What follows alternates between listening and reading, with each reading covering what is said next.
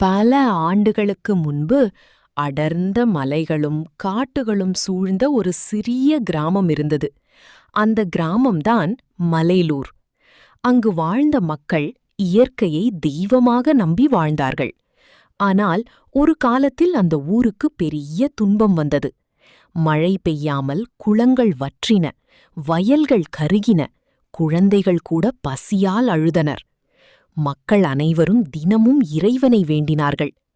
ஒரு இரவு கிராமத்தின் எல்லையில் இருந்த பழமையான வேப்பமரத்தின் அருகே திடீரென ஒரு பிரகாசமான ஒளி தோன்றியது.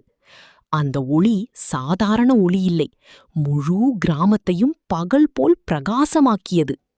அந்த நேரத்தில் கிராமத்தில் இருந்த வயதான ஒரு பெண்ணுக்கு கனவு வந்தது. கனவில் ஒரு தெய்வீக குரல், "நான் இந்த மண்ணை காக்க வந்த சக்தி, இனி இந்த ஊருக்கு பயமில்லை" என்று கூறியது. அடுத்த நாள் காலை மக்கள் அனைவரும் அந்த வேப்பமரத்தடிக்கு ஓடிச் சென்றார்கள். அங்கே மண்ணிலிருந்து தானாக வெளிப்பட்ட ஒரு கல் உருவம் இருந்தது. அந்த கல் முழுவதும் மஞ்சள் மற்றும் குங்கும வாசனையால் மணந்தது. அதை பார்த்த மக்கள் அதிர்ச்சி அடைந்தார்கள். அந்த சமயம் திடீரென காற்று பலமாக வீசியது.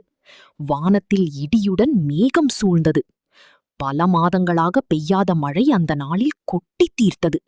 மக்கள் அனைவரும் கண்ணீருடன், "அம்மா வந்துட்டாங்க, நம்ம ஊரை காப்பாற்ற வந்துட்டாங்க" என்று அழுதார்கள்.